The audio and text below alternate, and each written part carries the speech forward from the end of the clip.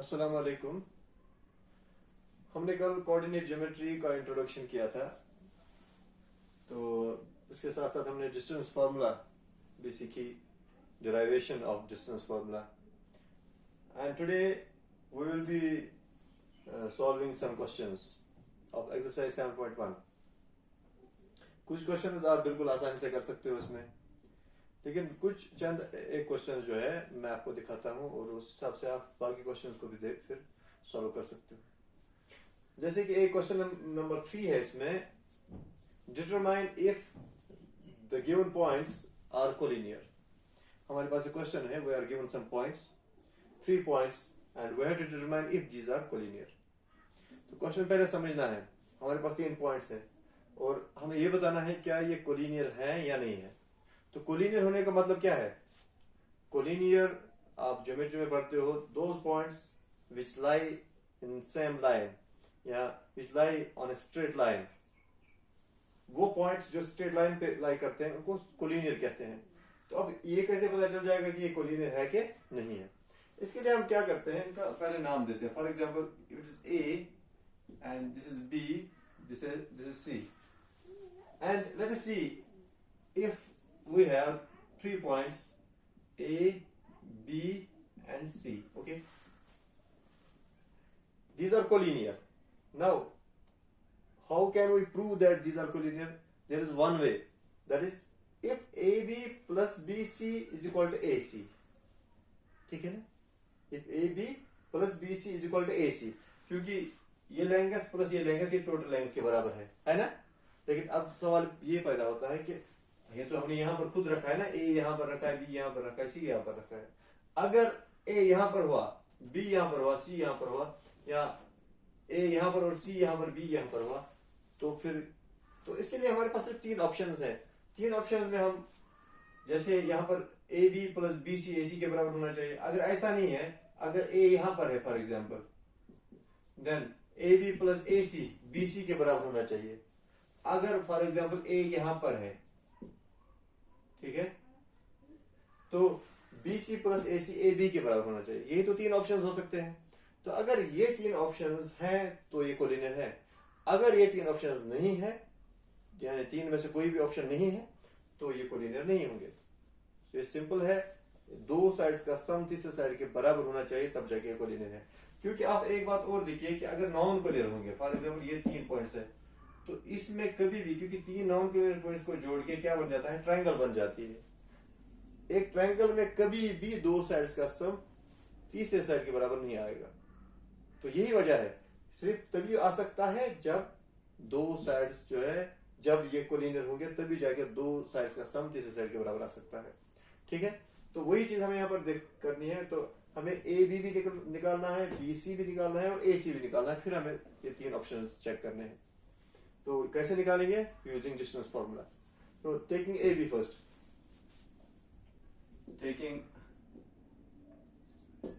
ए B जब हम लेते हैं तो इसमें हमें क्या क्या चाहिए? जैसे डिस्टेंस फॉर्मूला में आपको बताया x1 y1 x2 y2।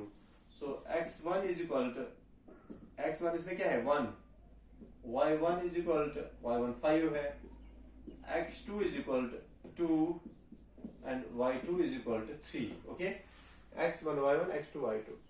So using distance formula, क्या है वो distance formula? Under root x2 minus x1 whole square plus y2 minus y1 whole square. ये यूज करके what will be a b equal to x2 minus x1, यानी कि 2 minus 1 whole square plus y2 minus y1, that is 3 minus 5 whole square. Okay, 2 minus 1 is 1, that is 1 square, 3 minus 5 is 2, that is minus 2, that is minus 2 square.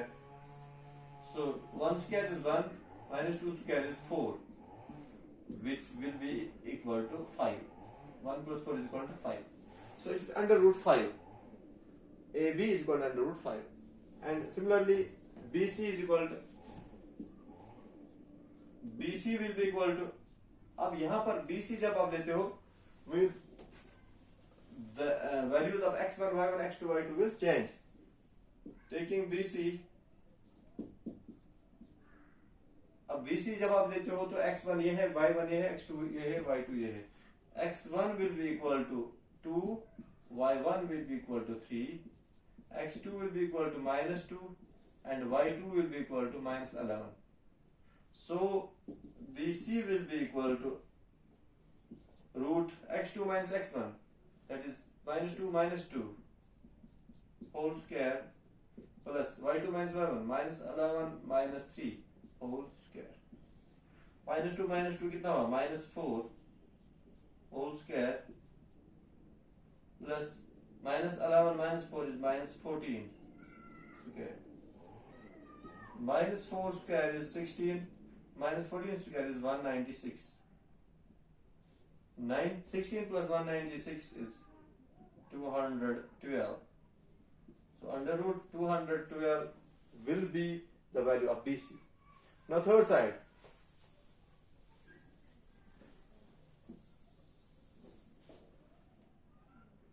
Now taking AC. तीसरा side कौन सा हमारा? वो है AC. AC में फिर से x1, y1, x2, y2 change हो जाएगा. x1 is equal to 1, y1 is equal to 5, x2 is equal to -2, y2 is equal to -11.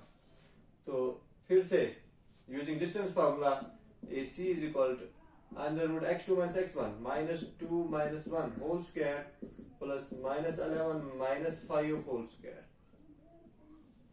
-2 minus 1 or -3 whole square, -11 minus 5 is -16 whole square. -3 square 9 होता है, 16 square होता है 256. 256 plus 9 is 265. It is under root 265. Now we have all the three sides and we can check the three options. हम अब तीन option जो मैंने आपको बताया वो चेक कर सकते हैं. Now AB plus BC सबसे चेक करते हैं. AB plus BC. अब AB plus BC जो है जरा देखिए, AB है √5 और BC है √212. √5 plus √212. As per rules ये ऐसे ही रहेंगे, ऐड नहीं होगा. So क्या ये दोनों इसके बराबर है? Not equal. These are not equal to under root 265. That is AB plus BC is not equal to AC. You can write directly this time. ये आपको लिखने की जरूरत भी नहीं है, सिर्फ मैं आपको समझाने के लिए बता रहा था. So you can write directly. Now AB plus BC is not equal to AC. एक ऑप्शन. दूसरा ऑप्शन है AB plus AC is not equal to BC.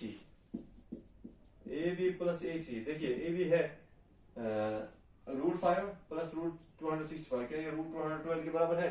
नहीं है. Is not equal to BC. And third one, AC plus BC is not equal to AB. AC plus BC is not equal to AB. क्योंकि √212 plus √265 √5 के बराबर भी नहीं है. So ये तीनों ऑप्शंस नहीं है यहाँ पर. तो इसका ये मतलब हुआ कि ये कोलिनियर नहीं है. Therefore, the given points are not collinear. Given points are not collinear. This is how to prove that points are collinear or not.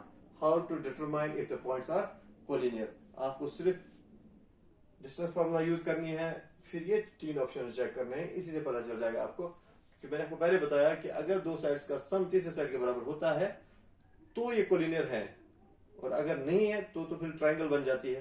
तो ट्रायंगल है तो फिर नॉन कोलिनियर पॉइंट्स होंगे. So this is your question number 3. Let's move on to another question. Another important question of this exercise 7.1, that is question number 7. Find a point on x-axis which is equidistant from, we are given 2 points. Question number 7 है ये. Here given points जो हमारे पास है वो है 2, -5 and -2, -9. -2, 9. These are two given points. और question ये है कि x एक्सिस पे, ठीक है ना, फॉर एग्जाम्पल ये x एक्सिस है, इस पे कोई पॉइंट है which is equidistant from these two points. यानी कि अगर ये एक पॉइंट यहां पर है, मान लो ये यहां पर a है और ये b है. अगर a यहां पर है दैट इज 2, -5 और b यहां पर है -2, 9, तो हमें यह बताया गया है कि यहां पर एक पॉइंट है इस x एक्सिस पे which is equidistant from these two points, यानी कि वो a और b से सेम डिस्टेंस पे है, लेकिन है कहां पर पॉइंट x एक्सिस पे. तो हमें ये बताना है कि वो कौन सा पॉइंट है. ठीक है ना. यानी कि इसका क्या मतलब हुआ कि हमें क्या बताना है, फिर निकालना क्या है. हमें एक्चुअली जो है उस पॉइंट के कोऑर्डिनेट्स निकालने हैं, उस पॉइंट के coordinates. So we are given here only 2 points, that's A and B, and let me name this as C. Let C be the point on x axis. ये क्या है, x axis, which is equidistant from points A and B. Let C. अब यहां पर एक चीज है जो हमें पहले से पता है, जो क्वेश्चन में तो नहीं बताया गया, लेकिन हमें पता है क्योंकि ये x एक्सिस है. x एक्सिस पे मैंने आपको बताया कि x एक्सिस पे जो पॉइंट्स होते हैं उनका y कोऑर्डिनेट 0 होता है. उनका जैसे x, 0 होगा, वो x का कोई वैल्यू होगा, y 0 होगा, और वैसे ही y एक्सिस पे जो पॉइंट होगा उनका x कोऑर्डिनेट 0 होता है. ठीक है. So we know that we can write this as x, 0, x, 0. Let's see x, 0. What are x, 0? These are the coordinates of point C. Because it is on x axis, that is why we have some value of x, but y coordinate is 0. Be the point on x axis which is equidistant from A and B, which is equidistant from A and B. ये वो point है C जो equidistant है A और B से, same distance पे. अब इसका ये भी मतलब हुआ, हम ऐसे भी पढ़ सकते हैं इसको, AC is equal to BC. ये तो हुआ इक्विडिस्टेंस का मतलब, AC is equal to BC, and we will use distance formula and we will get the value of x. हमें x का वैल्यू निकालना है क्योंकि y हमें पता है 0 है. So this implies AC is equal to BC, and we will using distance formula.